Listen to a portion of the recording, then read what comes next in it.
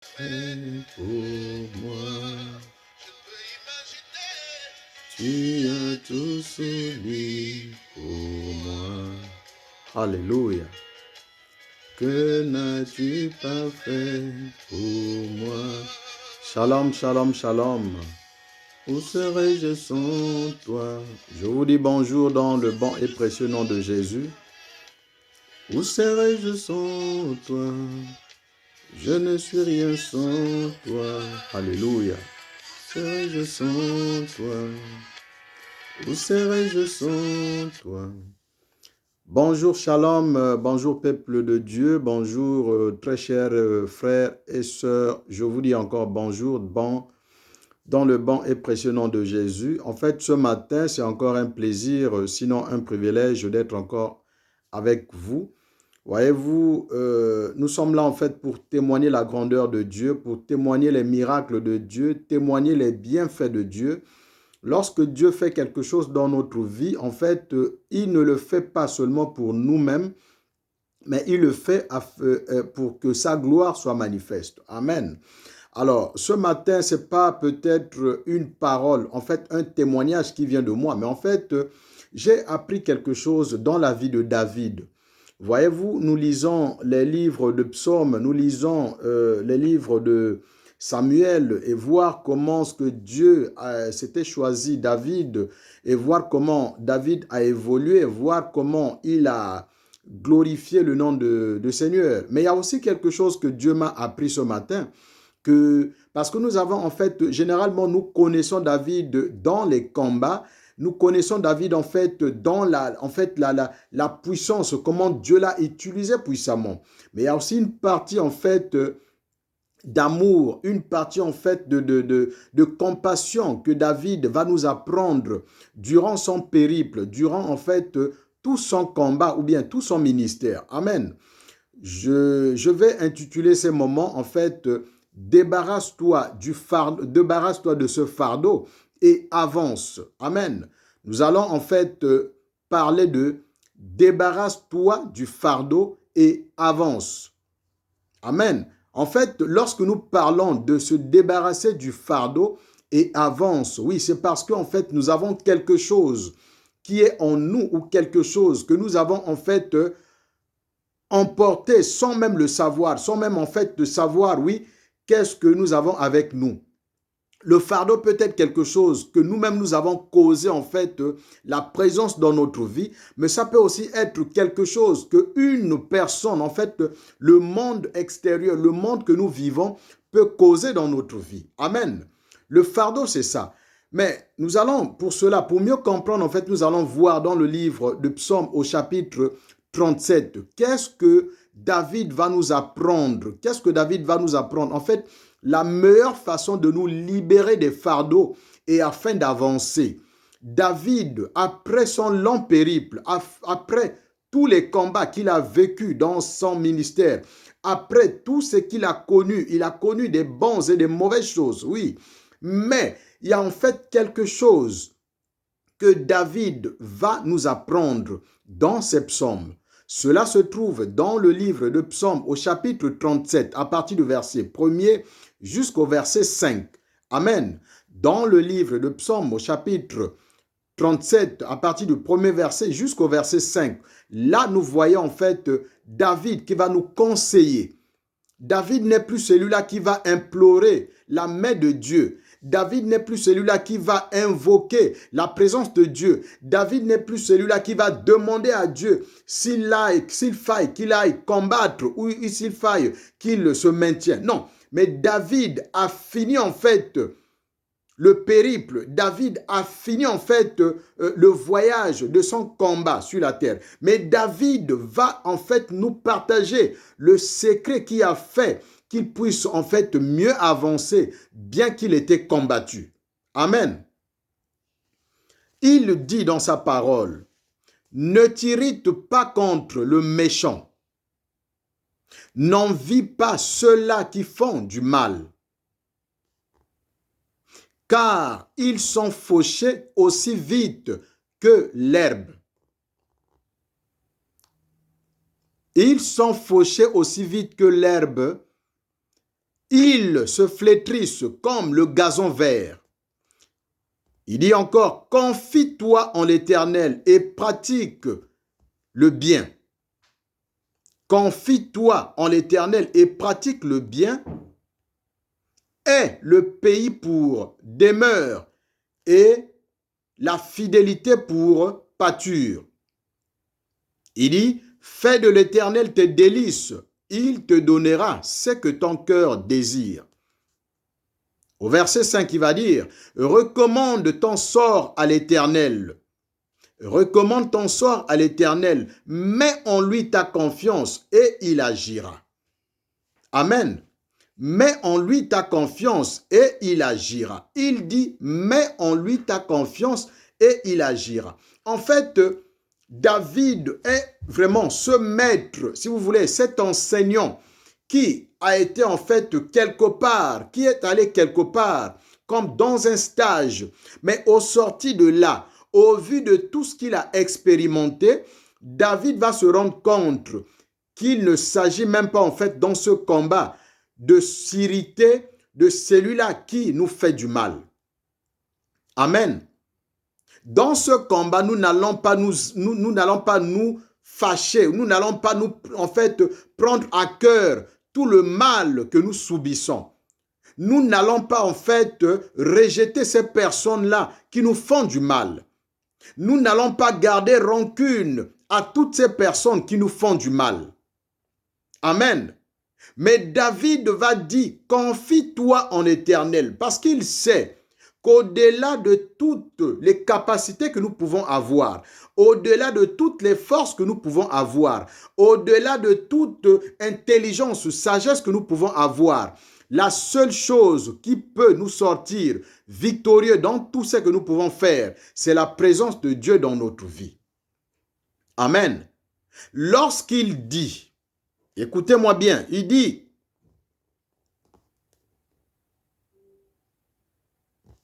confie-toi en l'Éternel et pratique le bien. Il dit, aie le pays pour demeure. Il sait que si nous sortons de la présence de Dieu, si nous sortons de la fidélité de Dieu, de la présence, de la parole de Dieu, parce que l'objectif de l'ennemi, lorsqu'il vient dans notre vie, lorsqu'il vient pour nous combattre, bien qu'il sait qu'il va échouer dans son combat, mais en fait, il applique une méthode que beaucoup d'entre nous, en fait, ignorons. C'est que l'ennemi va d'abord te sortir de la cage là où tu te trouves. Amen. L'ennemi va d'abord te sortir de la cage. Mais pour sortir de cette cage, il suffit seulement de s'énerver, d'être en colère. La présence de Dieu n'est plus avec nous lorsque nous sommes énervés ou lorsque nous gardons la rancune au-dedans de nous. Amen. Ou lorsque nous gardons la rancune en nous. Il dit, fais de la fidélité. Il dit que la fidélité soit, je lis là, il dit que la fidélité soit pour pâture. En fait, que la fidélité soit pour toi une pâture. Amen. En fait, lorsqu'il parle de pâture, le pâturage, en fait, c'est l'endroit. C'est en fait la savane. C'est là où les brebis viennent en fait se fortifier, manger, s'égayer. Amen. Donc, en fait, la fidélité de Dieu nous fortifie, nous emmène en fait à être plus forts dans le combat que nous connaissons. Amen. David va nous faire comprendre que la présence de Dieu, la fidélité de Dieu, ce sont ces deux choses qui peuvent en fait nous emmener dans la victoire du combat auquel nous sommes. Amen. Vraiment, c'est ça, bien-aimé. Je lis encore. Il dit, fais de l'Éternel tes délices. En fait, Dieu va être dans notre vie. Dieu va prendre, en fait, la première place dans notre vie. Lorsque nous parlons des délices, en fait, c'est en fait les prémices, c'est ce dont nous avons de plus cher dans notre existence. Les délices, c'est ceux-là, en fait, qui vraiment, cette chose-là qui apporte en nous, en fait, cette chose-là, en fait, à laquelle nous accordons plus de l'importance. Mais la Bible dit, David va dire, fais de l'Éternel tes délices. Fais de l'Éternel ta priorité. Fais de l'Éternel tes prémices. Fais de l'Éternel, en fait, ta vie. Amen. C'est lorsque tu vas faire de l'Éternel tes prémices. C'est lorsque tu vas faire de l'Éternel ton amour que l'Éternel agira dans ta vie. Amen. Dans ce combat, il ne s'agit pas d'un gagnant ou d'un perdant. Mais nous savons d'office que le Dieu qui est en nous, il est plus fort que ceux-là qui nous combattent. Amen. Le Dieu qui est en nous, il est plus fort que ceux-là qui nous combattent. Bien-aimés, quelquefois nous avons la victoire. Mais il y a une petite chose qui nous emmène en fait à retarder en fait la victoire que nous devons connaître dans notre vie. C'est le fait de fixer le regard vers ce qui nous détruit en fait spirituellement. Parce que les gens vont arriver tout autour. Les gens vont te faire du mal. Nous voyons David qui est persécuté par les lions d'abord lorsqu'il conduisait les brebis de son père. Amen. Il va connaître des combats là. David va connaître un combat avec Goliath. David va connaître un combat avec Saül. David va connaître un combat avec Absalom, qui est autre que son fils. Voyez-vous, en fait, Dieu va nous faire comprendre par là que nous pouvons être combattus même dans notre propre famille. Que ce soit une personne à qui nous avons donné entièrement confiance, que ce soit une personne qui est au sein de ta famille, sache-le que tu peux être combattu. Mais que cela ne te sort pas de ta cage spirituelle. Amen. Que cela ne te sort pas de ta loge spirituelle. Amen. Lorsque nous parlons de la loge, en fait, nous voyons la maison. En fait, nous voyons en fait la clôture, l'enclos dans lequel nous nous trouvons. Amen. Parce que la présence de Dieu dans notre vie est comme une barrière autour de nous. Mais c'est lorsque nous sortons hors de cette barrière que l'ennemi peut avoir la mainmise sur nous. Mais David, connaissant le secret de l'ennemi, celui-là d'abord, de t'emmener hors de la présence de ton père et afin de te combattre. Voyez-vous, c'est en fait, cela est simple à comprendre. Le processus est simple à comprendre. Nous avons des enfants à la maison, mais pour qu'une personne ait atteinte à ton enfant, la personne doit chercher à emmener ton enfant hors de la maison et faire de cet enfant ce qu'il veut.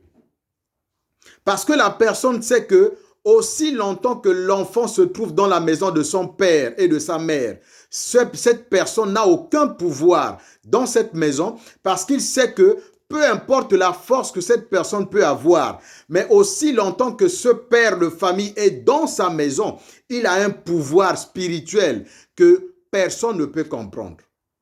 Amen. C'est cela, bien-aimés. Nous devons comprendre que l'objectif de l'ennemi, c'est de nous sortir de la cage que nous nous trouvons afin de nous combattre. Mais David qui a combattu en fait les combats qui dépassent vraiment la vie de l'histoire biblique.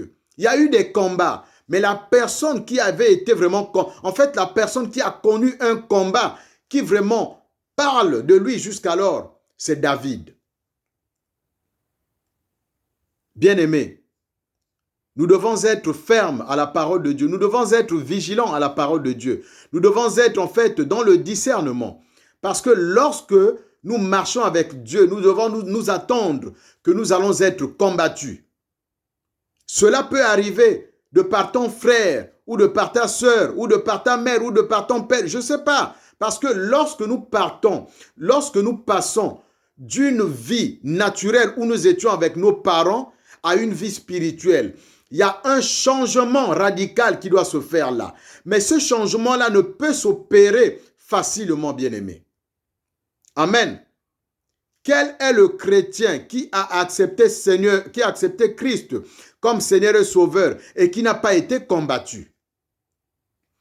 Quel est celui-là qui avait été appelé par Dieu et qui n'a pas été combattu, bien-aimé?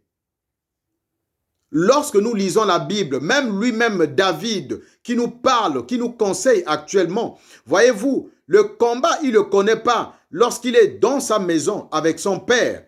Mais le vrai combat qu'il va connaître dans sa vie, c'est lorsqu'il va être choisi par Dieu. Amen. Lorsqu'il va être choisi par Dieu, c'est là d'où le vrai combat commence. Mais dans ce combat, David va apprendre qu'on ne doit pas lâcher en fait la fidélité avec Dieu, qu'on ne doit pas lâcher en fait la présence de Dieu, mais on doit toujours avoir la présence de Dieu comme maison avec nous. Amen. Vraiment, c'est ce dont je voulais nous partager ce matin.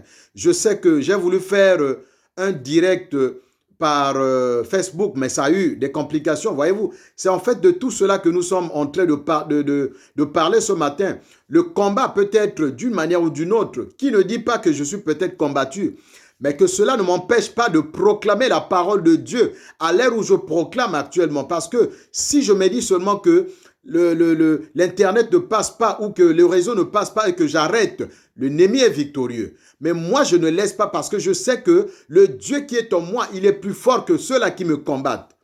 Que Dieu vous bénisse encore. Que cette parole vienne encore nous fortifier, bien-aimés. Que cette parole vienne encore nous encourager à marcher de l'avant, à faire de la volonté de Dieu, à marcher de l'avant, à prendre de tout ce que nous vivons comme combat, comme un bien qui va nous faire avancer. Que Dieu nous bénisse encore. Amen.